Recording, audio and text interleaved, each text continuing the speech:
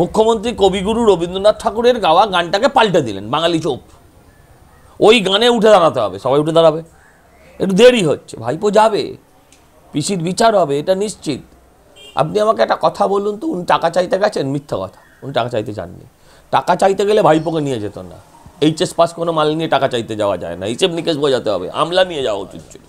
জেলে বসেও একটা গল্পর বই লিখেছিল, আমরা দেখেছি, বন্দির ডায়েরি। কিন্তু জেলে বসে ও যে জ্যোতিষীটাও শিখে নিয়েছিল, জ্যোতিষ চর্চাও করেছিল, এটা আমার জানা নেই। ওকে অনুরোধ করব, ওর ভালো জানাশোনা আছে, এটাও জানি আমি, হাতিবাগান হাটে ভালো দেখে একটা টিয়া পাখি কিনে রাজাবাজারের মুখে একটা লাল ছালু আর একটা তিলক কেটেও বসে পড়ি। এর বেশি উত্তর ওর জন্য আমার কাছে কিছু নেই। এমনি এখন ১,৫০০ কিলোর বাচ্চা পাচ্ছে, বিষ্ণুকে মাথা বানাচ্ছে, শীতকালে গিয়ে চায়ের পাতা তুলছে, হ্যাঁ, কি নাম, সলমান খানের সঙ্গে নৃত্য করছে, এসব করছে। এমনিতেই এখন ব্রেনের কি অবস্থা বোঝা যাচ্ছে না। কত বড় ঔদ্ধত্য না থাকলে বলে দিচ্ছে দিন তারিখ ক্ষণ দিয়ে যে এরপরে এই মুখ্যমন্ত্রী হবে,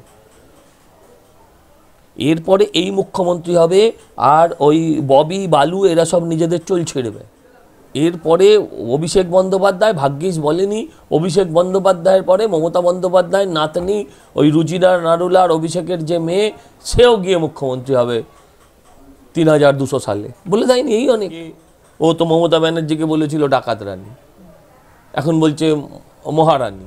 নমস্কার, ক্যাম্পেইন কলিং মিডিয়ায় আপনাদের স্বাগত জানাই। আমি অনন্যা। আমাদের সঙ্গে রয়েছেন বিজেপি নেতা এবং কলকাতা পুরসভার ৫০ নম্বর ওয়ার্ডের কাউন্সিলর শ্রী সজল ঘোষ। সজলদা, আপনাকে ক্যাম্পেইন কলিং মিডিয়ার পক্ষ থেকে স্বাগত জানাই।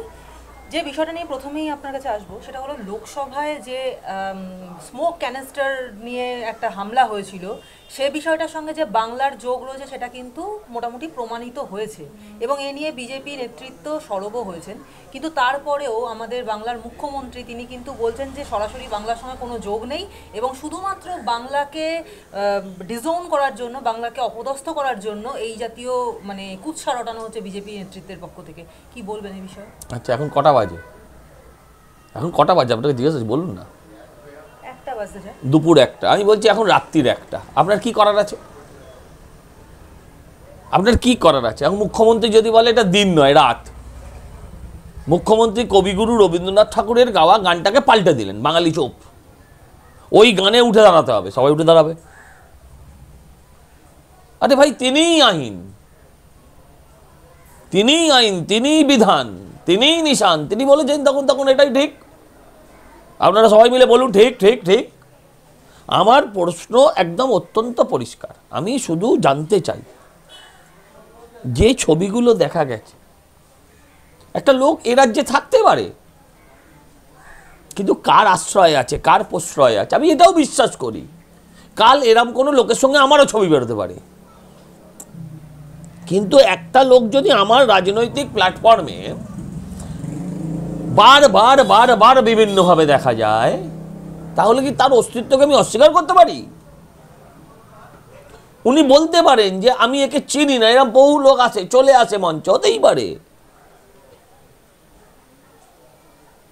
প্রশ্ন অত্যন্ত পরিষ্কার। এই ললিত ঝাড় কি হয়েছে আমি বলতে পারবো না। আচ্ছা, খাগড়াগড়ের বেলায় উনি কি বলবেন? আচ্ছা, এই যে এতগুলো এনআইএ তদন্ত হচ্ছে, আমরা দেখেছি অন্য রাজ্যের পুলিশ এসে এই রাজ্য থেকে উগ্রপন্থী ধরে নিয়ে চলে যাচ্ছে। এটা হচ্ছে উগ্রপন্থীদের নিশ্চিন্ত নিরাপদ আবাসস্থল। সরকার তোমায় প্রোটেকশন দেবে। মুখ্যমন্ত্রীর দলের এক নেত্রী, তিনি তো নিজেই বলছেন বাংলাদেশ থেকে লোক আনাও, ভোটার কার্ড বানাও। আপনি দেখেননি? কি বলবেন আপনি এখানে? মুখ্যমন্ত্রী যেটা বলবেন সেটাই আইন, যেটা বলবেন সেটাই বিধান, আর সেটাই নিয়ম, সেটাই কানুন। হ্যাঁ, আমি এই সমস্ত ইস্যুর থেকে আজকে বাঙালির এটা ভাবা উচিত ছিল যে কবিগুরু রবীন্দ্রনাথ, বাঙালির প্রাণের কবি, তার গানের লাইন তিনি বদলি করে দিচ্ছেন, বদল করে দিচ্ছেন, কেউ প্রতিবাদ করল না। আর বাংলার মুখে কালি। বাংলার সেই মেয়েটা যেদিন নিজের চুল কামাচ্ছিল আর হাউ হাউ করে কাঁদছিল, সেদিন যদি বাংলার মুখে কালিমা লিপ্ত না হয়ে থাকে, আর কোনো কিছুতে কালিমা লিপ্ত হবে না, আর বাংলার ওই কালিমুখ পোড়ামুখ একবারই কালি লাগানো যাবে, বারবার তাতে কালি লাগিয়ে কালার চেঞ্জ হবে না। অর্থাৎ বাংলার কালো মুখে আর নতুন করে কিছু করার নেই। মুখ্যমন্ত্রী প্রধানমন্ত্রীর সঙ্গে দেখা করতে যাচ্ছেন এবং তিনি বলছেন যে বাংলাকে সব দিক থেকে বঞ্চিত করা হচ্ছে বলেই আমি প্রধানমন্ত্রীর সঙ্গে এ বিষয়ে কথা বলতে যাচ্ছি। আপনার কি মনে হয় সত্যি সত্যি কতটা সত্যতা আছে এই কথার মধ্যে?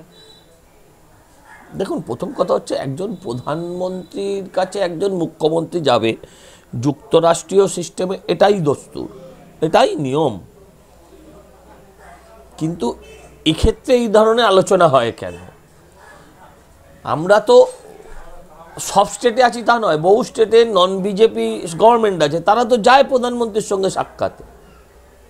আমি তো যাই একজন কাউন্সিলর হিসেবে মেয়রের কাছে দরবার করতে আমার এলাকার জন্য। এই যে ইট ইজ রুল, না যাওয়াটাই খবর, যাওয়াটা কোনো খবর নয়। কিন্তু মুশকিল হচ্ছে মুখ্যমন্ত্রীর বেলায় যাওয়াটা খবর হয় কেন? কারণ উনি কোথাও যান না। উনি নীতি আয়োগের মিটিংয়ে যান না। উনি নিরাপত্তা সংক্রান্ত যে মিটিং হলো নর্থ ইস্টের গেছিলেন, যাননি। উনি কোথাও যান না। উনি মুখ্যমন্ত্রীদের অনুষ্ঠান সম্মেলন হলে যান না। এবার গেছেন পায়ে ধরতে যে আমার ভাইপোকে বাঁচাও। কিন্তু মোদিজি আইনে চলেন, আইনে বাঁচার কোনো জায়গা থাকলে বাঁচবে, বাঁচার কোনো জায়গা না থাকলে ঝুলবে। দেখুন, এই দেশে একটু দেরি হয়, সবেতেই দেরি হয়। সিপিএমকে তাড়াতে আমাদের 35 বছর লেগেছে। এই দেশে কংগ্রেস শূন্য ভারতবর্ষ এখনও কমপ্লিট করতে পারিনি। এই দেশে কাশবকেও অনেক বছর ধরে ফাঁসির অর্ডার হওয়ার পরও বিরিয়ানি খাওয়াতে হয়েছে। একটু দেরি হচ্ছে। ভাইপো যাবে, পিসির বিচার হবে, এটা নিশ্চিত। ঈশ্বর সুস্থ রাখুন ওনাকে। আপনি এক্ষুনি একটা বিষয় যেটা বললেন সেটা হচ্ছে যে মুখ্যমন্ত্রীদের নিয়ে যে আমি বলছি এটা যাওয়া স্বাভাবিক। আপনি আমাকে একটা কথা বলুন তো, উনি টাকা চাইতে গেছেন? মিথ্যা কথা, উনি টাকা চাইতে যাননি। টাকা চাইতে গেলে ভাইপোকে নিয়ে যেত না। এইচএস পাস কোনো মাল নিয়ে টাকা চাইতে যাওয়া যায় না, হিসেব নিকেশ বোঝাতে হবে। আমলা নিয়ে যাওয়া উচিত ছিল। এখন পরে আমলা জয়েন করবে কিনা জানি না, ফাইল নিয়ে যাওয়া উচিত ছিল। হ্যাঁ, ভাইপোর কেস ডায়েরি নিয়ে গিয়ে লাভ হবে না।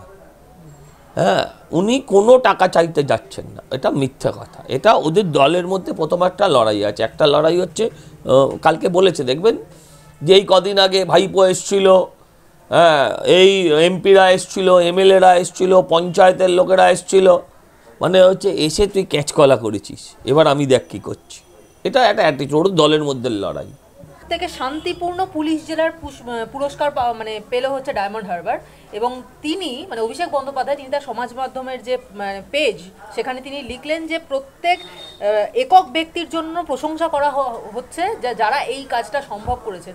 আপনার কি মনে হয় যে এই যে সাংসদ যিনি অভিষেক, যে ডায়মন্ড হারবারের সাংসদ, সেখানে যে এই পুরস্কার আজকে দেওয়া হলো, এটা কতটা রাজনৈতিক চাল এবং কতটা দেখানো ব্যাপারটা? শুনুন, ওই প্রচার হচ্ছে রাজা ধন ছড়াবেন, রাজা ধন বিলাবেন, রাজা ধন বিলাবেন।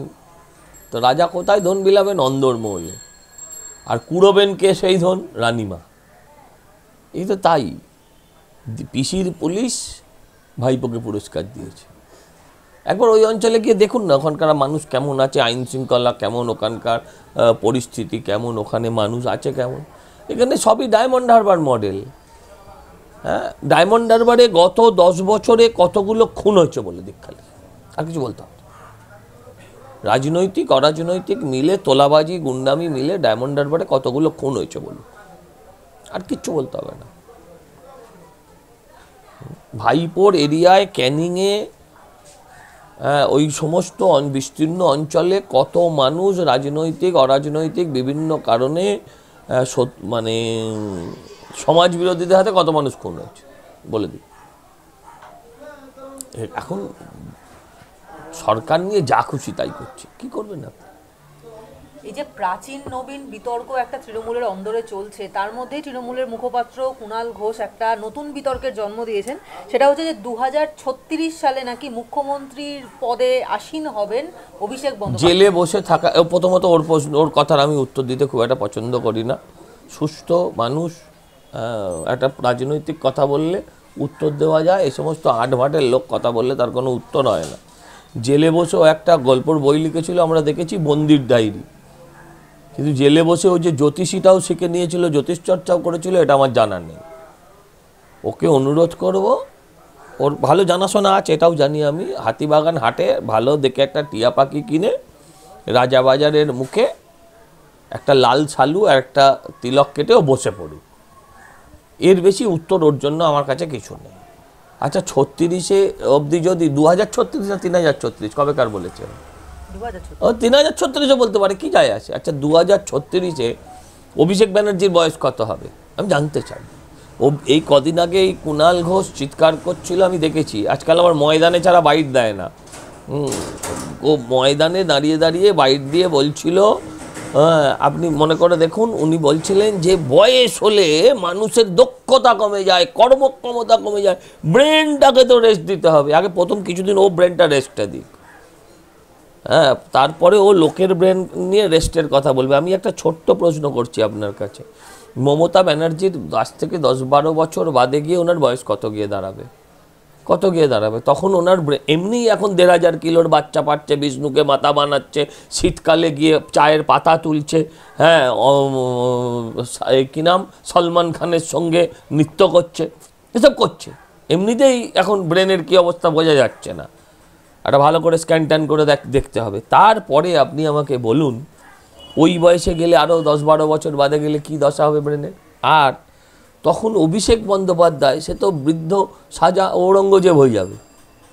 শাহজাহান যখন রাজা হয়ে বসে আছে 80 বছর বয়সে, তখনও ঔরঙ্গজেব যুবরাজ। এখন এই যুবরাজেরও তো প্রায় সেই দশা হবে। ও কবে রাজা হবে?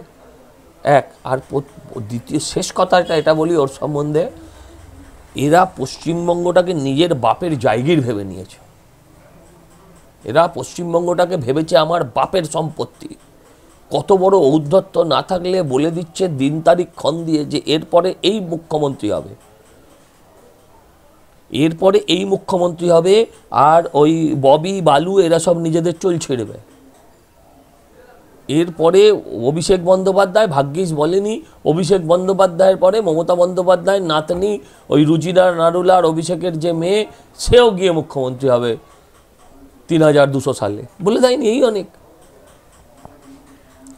এই ঔদ্ধত্য আইদার নন পলিটিক্যাল অথবা বক্রোক্তি, ইচ্ছা করে ড্যামেজ করছে মমতা ব্যানার্জিকে। হ্যাঁ, আর নয়তো এটা বাপের জমিদারি ভেবে নিয়েছে পশ্চিমবঙ্গটাকে। এই গণতন্ত্র, রাজতন্ত্র নয়, সিপিএম চলে গেছে। তিনি আরেকটি বিষয় বলছেন যে অনেকে তৃণমূলের ওপর শকুনের মতো নজর রেখেছে। অনেকে ভাবছে তৃণমূলকে দুর্বল করে দিলেই পশ্চিমবঙ্গ দখল করতে পারবে, কিন্তু সে গুড়ে বালি। কি বলবেন এই নিয়ে? ওরও গুড়ে বালি হয়ে গেছে, ওরও গুড়ে বালি হয়ে গেছে। ও ভেবেছিল মমতাকে জেল কাটাবে, ওই তো বলেছিল না আমার সামনে মুখোমুখি বসে এখন মমতার আন্ডারে চাকরি করছে। ওরই বা গুড় কোথায় বালি কোথায় হিসাব করে দেখো। শকুনকে, ও তো মমতা ব্যানার্জিকে বলেছিল ডাকাত রানী, এখন বলছে মহারানী। এখন এইসব পাগল ছাগলের কথার কি উত্তর দেবো আমি? হাঁটুর ব্যথায় রিউমার্স নিন, হাঁটুর ব্যথাটা কমবে। হোমিওপ্যাথির একটাই নাম, NP Dutta and Son, NP Dutta and Son, NP Dutta and Son. ঘামাচির জ্বালা নিয়ে সারাদিন চলা, স্বস্তি অনাছে নিমের সুবাসে। এই বাংলার ঘরে ঘরে স্বস্তি অন, এনপি দত্ত অ্যান্ড সন।